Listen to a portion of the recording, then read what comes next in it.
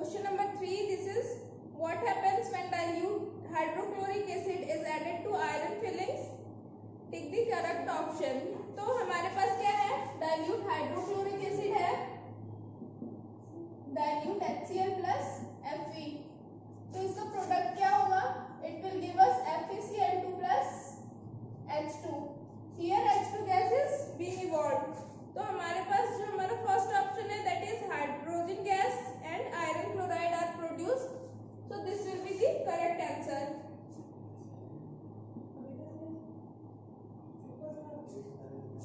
Let's move to your next question. Question number 4. That is, what is a balanced chemical equation? Why should chemical equations be balanced? तो balanced chemical equation क्या होता है? Balanced chemical equation, it is the equation in which the number of atoms in the reactant side must be equal to the number of atoms in the product side. ठीक है, तो मतलब कि दोनों ही side, reactant और product side में क्या होना चाहिए, नंबर ऑफ एटम्स बैलेंस्ड होने चाहिए. उसको हम क्या कहेंगे? It is a balanced equation. The second part is why should chemical equation be balanced? Chemical equation क्यों बैलेंस्ड होना चाहिए? For the conservation of energy. ठीक है. Let's move to our next question. Translate the following statement into chemical equations and then balance them. ठीक है, हमें balance करना है.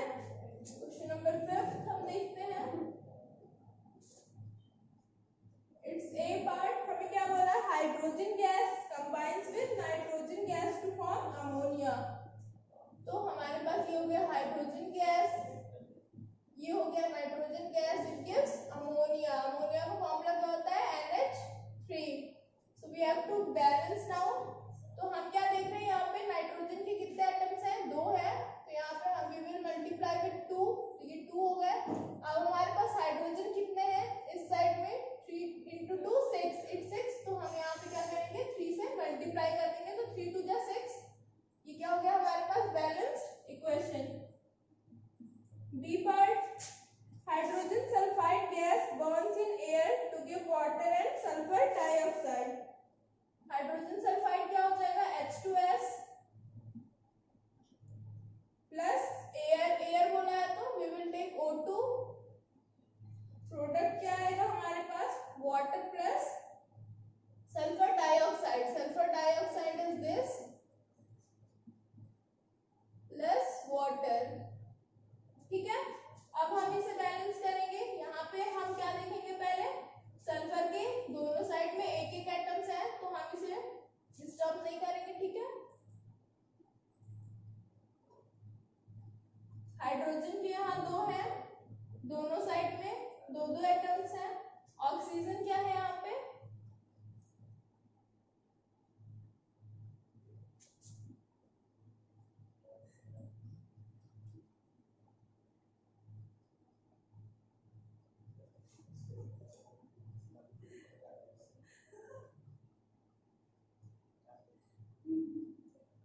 क्या हमारे पास इस साइड में कितने हैं? 1 2 है. ऑक्सीजन कितने? 2 + 1 3 है.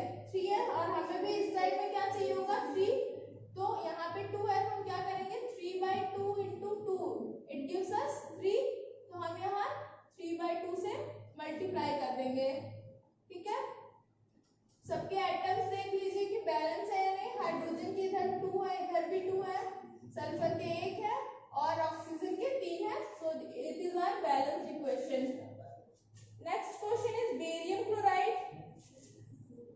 Barium chloride is BaCl2 plus reacts with aluminium sulfate. तो aluminium sulfate is Al2SO4 whole thrice. It gives us aluminium chloride plus barium sulfate BSO4. Fine. तो हमें यहाँ क्या दिख रहा है? जो सल्फेट है इसकी ये कितने? 3 है, तो we will multiply it with 3. अब हमारा बेरियम भी 3 हो गया. हमें यहाँ 3 चाहिए, तो 3 से मल्टीप्लाई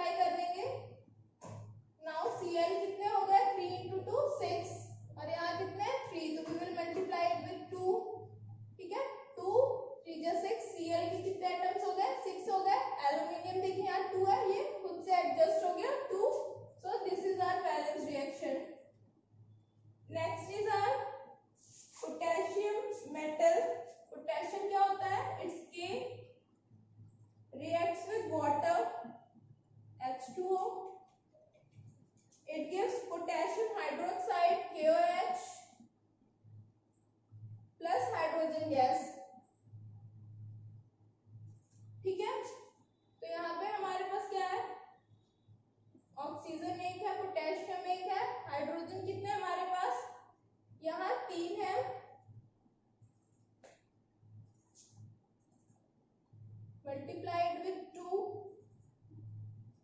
एंड 2, तो हमारे पास कितने हो गए हाइड्रोजन? पहले देखिए 2 यहाँ है और मतलब 2 यहाँ 2 यहाँ 4 हो गए, 2 × 2 इट्स 4, पोटेशियम 2 है और ऑक्सीजन भी 2 है, तो हमारा ये बैलेंस रिएक्शन हो गया। ठीक है, let's move to our next question. We have to balance the chemical equations again.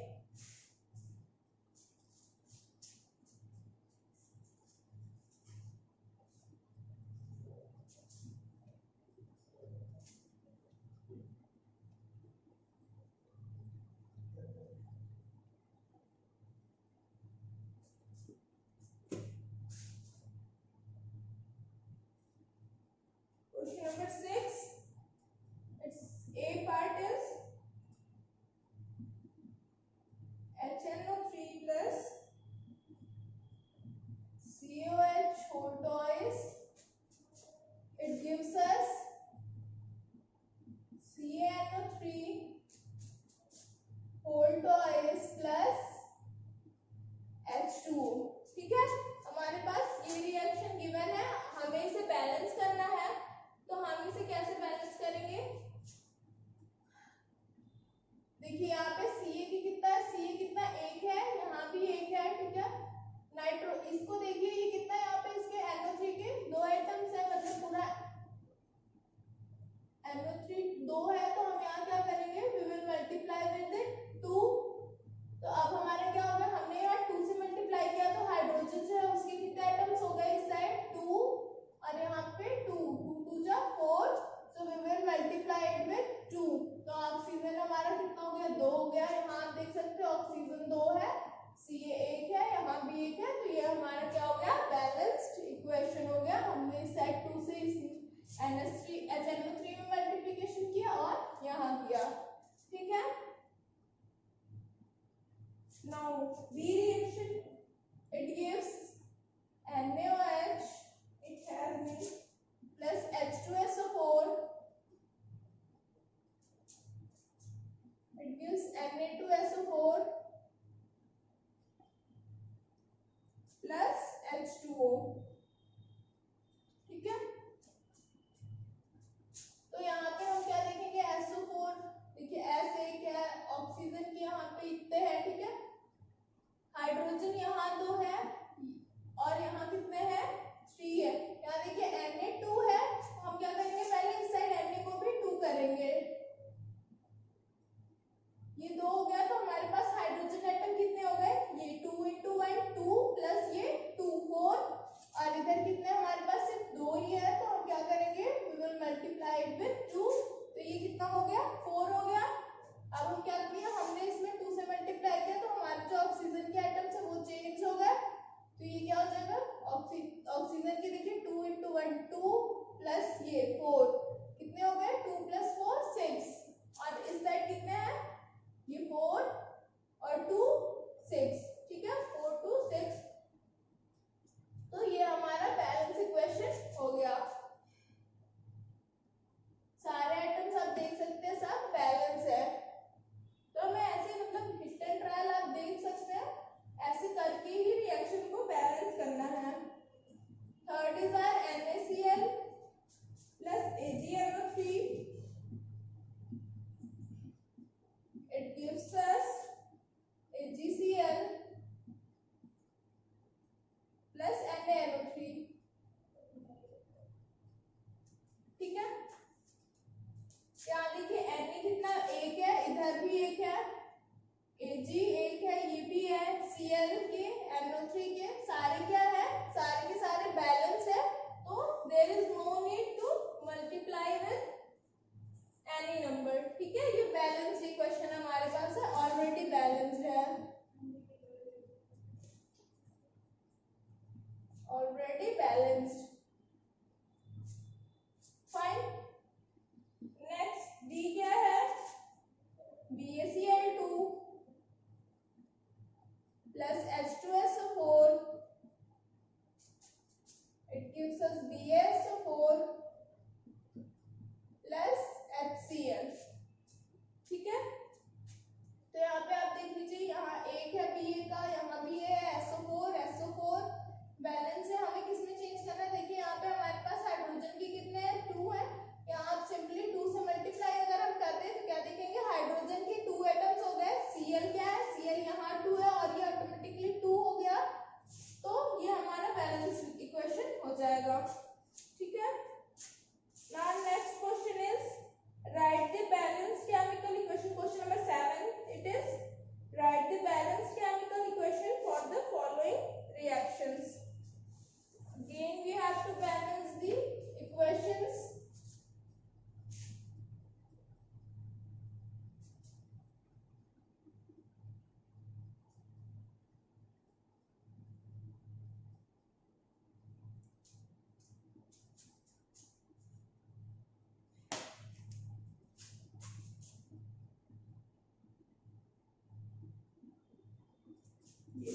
ये क्या बोल रहा है? Calcium hydroxide. कैल्शियम हाइड्रोक्साइड का फॉर्मूला क्या होता है?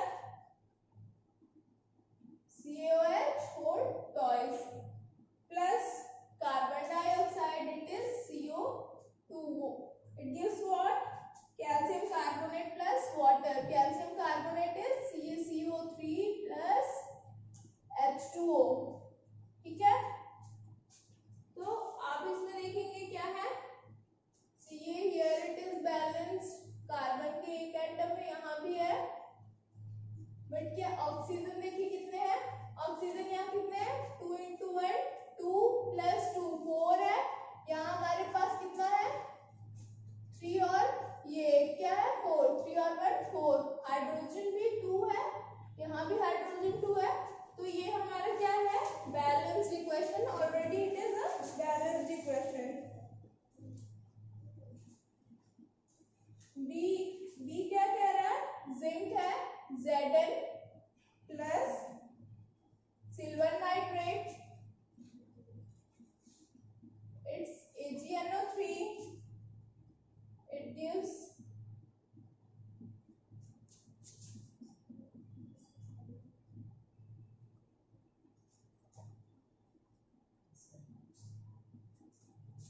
ये हमारे पास है। ठीक है। तो यहाँ पे क्या है? NO3 ये हमारे पास 2 है, हम इसमें क्या करेंगे? 2 से मल्टीप्लाई कर देंगे। Ag कितना हो गया? 2 हो गया, तो here we will multiply with 2, तो ये क्या हो गया? हमारा बैलेंस्ड इक्वेशन। ठीक है। सी पार्ट क्या कह रहा है? Aluminium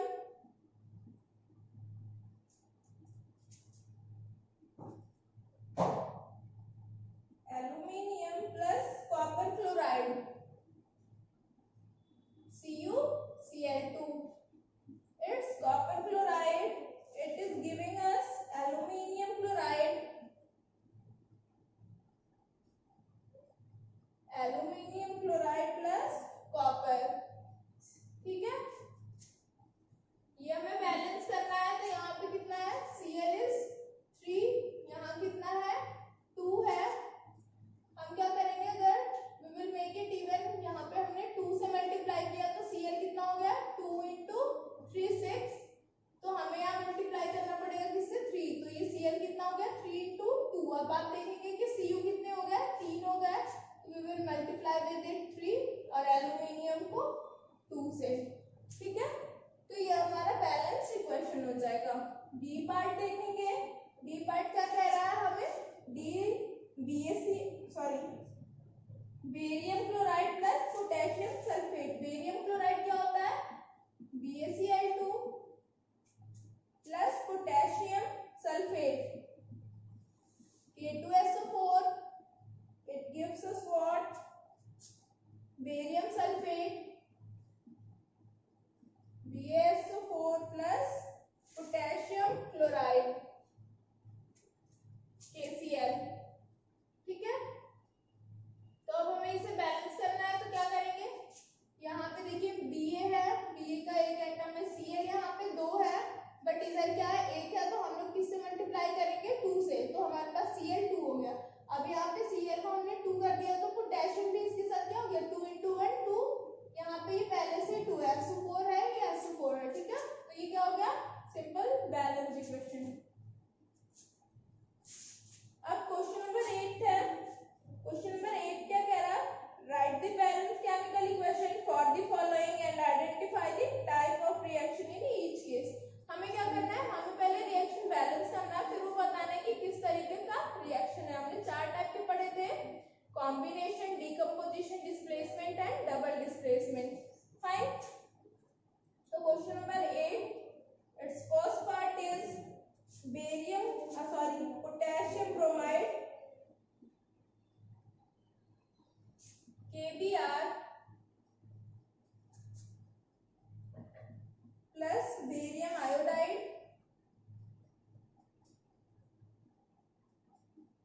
it gives us potassium iodide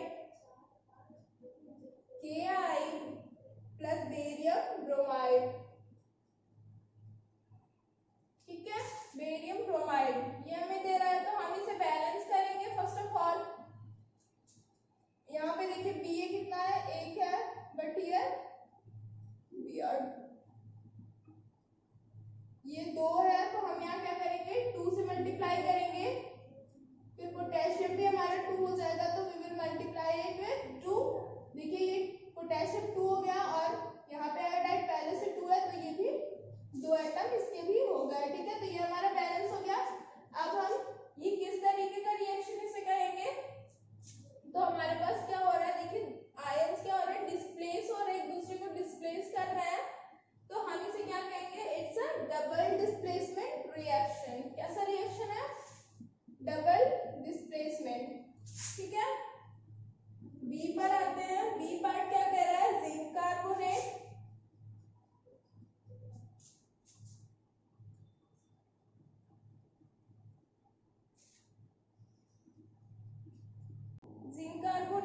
it gives zinc oxide, that is ZnO plus carbon dioxide CO2। ठीक है, first of all we will balance this. तो आप इसमें देखिए Zn का एक एटम है, यहाँ भी ऑक्सीजन के कितने 3 है, यहाँ 3 है, तो ये ऑलरेडी बैलेंस है हमारे पास। हमें क्या देखना है, अब ये कौन सा रिएक्शन है, किस टाइप को बताना है। तो ये क्या हो रहा है, देखिए यहाँ पे हमारे पास एक रिएक्टेंट है और वो क्या हो रहा है, वो डिकम्पोज हो रहा है। तो ये कैसा रिएक्शन हो गया, decomposition reaction. Fine, decomposition reaction हो गया। C part is hydrogen plus chlorine, hydrogen plus chlorine, it gives us HCl। ठीक है, हाइड्रोजन के 2 एटम है, we will multiply it with 2, chlorine के भी हो जाएंगे, तो ये हो गया 2। हमारे पास ये रिएक्शन होगी। अब हम क्या यहाँ पे देख रहे हैं, we have 2 reactants, they are combining to give a single product. तो ये किस तरीके का रिएक्शन हो जाएगा, कॉम्बिनेशन रिएक्शन, क्योंकि क्या हो रहा है, 2 रिएक्टेंट कंबाइन हो रहे हैं एक प्रोडक्ट देने के लिए। D part is are magnesium, that is Mg plus HCl hydrochloric acid, it gives us magnesium chloride plus hydrogen। ठीक है, तो ये हमारे पास देखिए यहाँ पे पहले Mg, ये तो ठीक है बैलेंस है, यहाँ पे 2 एटम्स है क्लोरीन के, तो we will multiply with it 2, क्या हो जाएगा, हाइड्रोजन 2 है, यहाँ पे पहले से ये 2 है, तो ये हमारा बैलेंस इक्वेशन हो गया। अब हम यहाँ पे क्या लिखेंगे कि जो Mg है वो क्या कर रहा है, डिस्प्लेस कर रहा है हाइड्रोजन को, इससे इस सॉल्यूशन से डिस्प्लेस कर रहा है, तो ये क्या हो जा रहा है, हमारा डिस्प्लेसमेंट रिएक्शन हो जाएगा। It is a displacement reaction. Fine,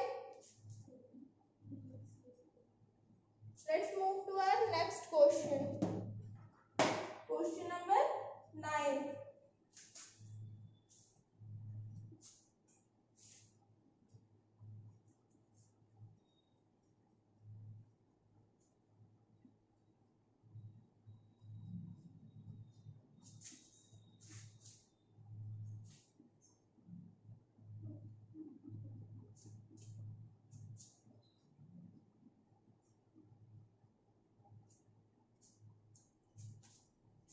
Question number 9 क्या कह रहा है, what does one mean by exothermic and endothermic reaction, give examples।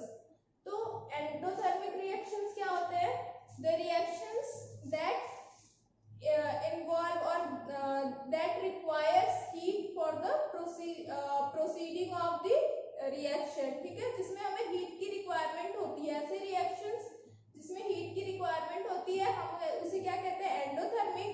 और द रिएक्शन जिसमें हीट इज रिलीज्ड उसे क्या कहेंगे, एक्सोथर्मिक रिएक्शन।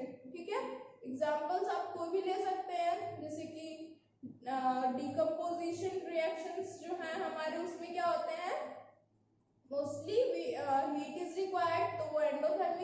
रिएक्शन हो जाएंगे, और जो हमारा कॉम्बिनेशन रिएक्शन होता है उसमें वी आर सम एग्जांपल्स। तो उसमें क्या होता है, हीट रिलीज होता है, तो वो हो जाएंगे हमारे exothermic reactions. Next is question number 10, why is respiration considered an exothermic reaction. तो हमारे पास जो हमारा रिएक्शन है रेस्पिरेशन का, वो क्यों एक्सोथर्मिक होता है? तो द रीजन इज कि for doing our daily works, human being और animals also they require energy. तो उन्हें एनर्जी कहाँ से मिलती है? जो हम फूड लेते हैं, that breaks into glucose, and glucose जो होता है जब वो कांटेक्ट में आता है विद ऑक्सीजन, जो कि हमारे किस में होते हैं, सेल्स में होते हैं, तो क्या होता है, oxygen break down into some into product, it gives us some product and energy too। तो हम रिएक्शन देख लेते हैं कि रिएक्शन हमें वो क्या देता है, that will means show कि वो रिएक्शन एनर्जी हमें कैसे मिलती है।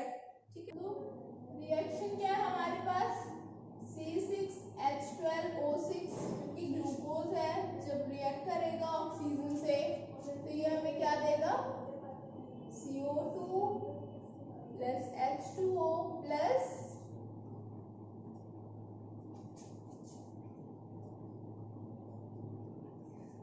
एनर्जी। ठीक है, बैलेंस करेंगे तो यू विल गेट दिस। ठीक है, हमारे पास ये रिएक्शन है, तो क्या हो रहा है, ग्लूकोज किस में हो रहा है, ब्रेक डाउन हो रहा है, carbon dioxide, some water and energy. तो यहाँ पे क्या हो रही है, यही एनर्जी जो होती है हमें किस में हेल्प करती है, तो इट गिव्स अस एनर्जी। ठीक है, ये हमें एनर्जी देता है, जिसकी वजह से हम क्या करते हैं, डेली जो हमारा जो भी वर्क है हम उसे परफॉर्म करते हैं। Fine, the rest of the